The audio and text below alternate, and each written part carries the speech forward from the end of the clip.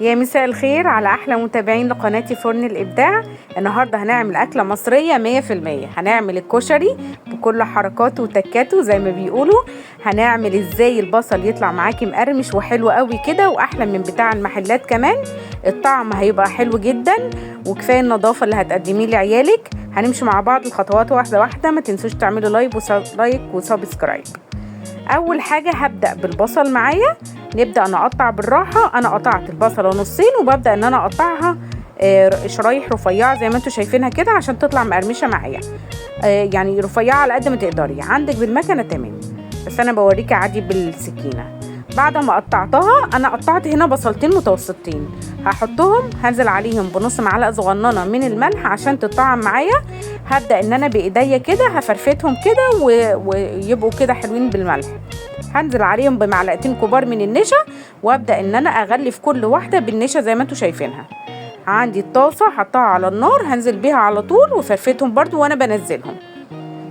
على عيني التانية انا كنت حاطه شويه من العدس سلقتهم.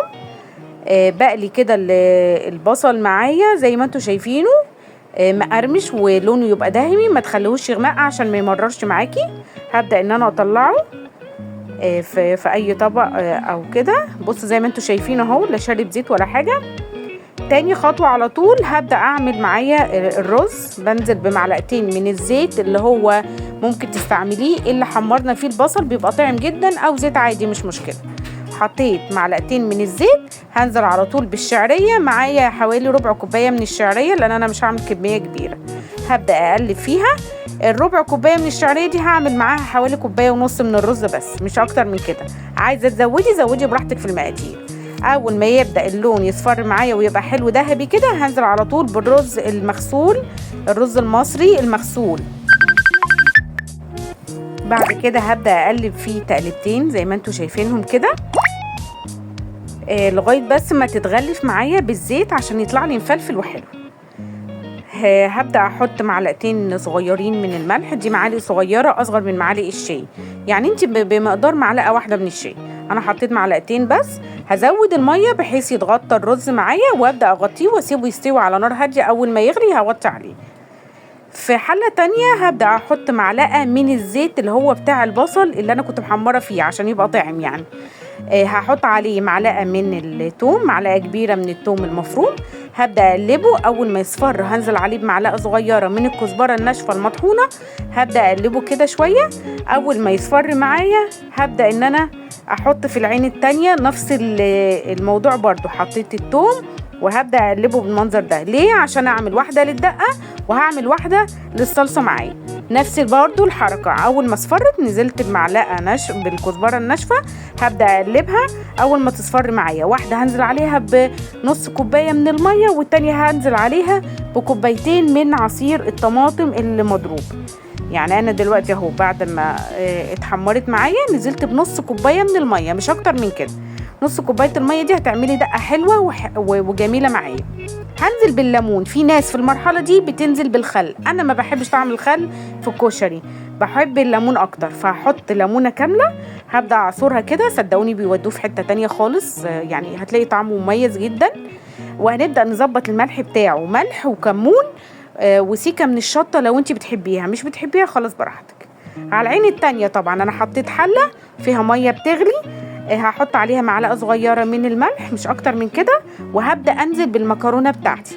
انا هحط نص كيس من المكرونه الصغيره اللي هي ما يعادل مثلا 400 جرام، وهحط عليهم حوالي 100 جرام من المكرونه الاسباجيتي. هو بيبقى خليط كده ما بين ده ما بين ده. يا دوبك بس اقلبهم. اول ما يستووا ما يتهريش معايا، يستوي يبقى سواه كويس. وهطفي عليه. تخلي بالكم عشان السخونيه كمان هتبدا تسويه شويه، فانتوا اطفوا قبل ما يستوي بحاجه بسيطه عشان ما يعجنش معاكي. تمام. انا ما بحطش زيت. في الحله اللي انا حطيت فيها الثوم اللي وريتها لكم طشيته دلوقتي بالصلصه كوبايتين من عصير الطماطم وتقل معايا بقى زي الفل.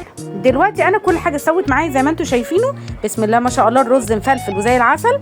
هبدا ان انا اجيب طبق وهوريكم بحطه ازاي. حطيت الرز بالشعريه وفوقيه بحط المكرونه بالمنظر ده زي ما انتم شايفين. انتي ترتيب براحتك، يعني في ناس بتحط المكرونه الاول بعدين الرز، بس انا بحطها كده. ده العدس اللي استوى معايا برضو، ما تبالغوش في السوا بتاعه جامد عشان يبقى معاكي مش مهري وماسك الحبايه بحبايتها زي ما انتوا شايفينه كده. هبدا ان انا احطه. دي الصلصه اللي انا عملتها. طبعا انا ظبطت الملح بتاعها وحطيت معلقه من السكر عشان الزعقان اللي بيبقى فيها، وحطيت رشه من الفلفل الاسمر ورشه من الكمون، بيدي طعم حلو قوي. ده البصل اللي عملناه مع بعض زي ما انتوا شايفين اهو مقرمش ازاي، ما طريش معايا ولا اي حاجه، وهيفضل معاكي لمده يوم واتنين بنفس التكنيك ونفس الجمال. دي الخلطه اللي انا عملتها اللي هي الدقه، زي ما بقول لكم طعمها حلو قوي قوي، نفسي تجربوها بالطريقه دي، هتلاقيها مختلفه جدا عن اي كشري بتاكلوه بره. ده المنظر النهائي. اتمنى يكون عجبكم، واتمنى اكون وصلت لكم المعلومه. ان شاء الله تعملوه ويعجبكم ويعجب اولادكم. بالف هنا وشفا.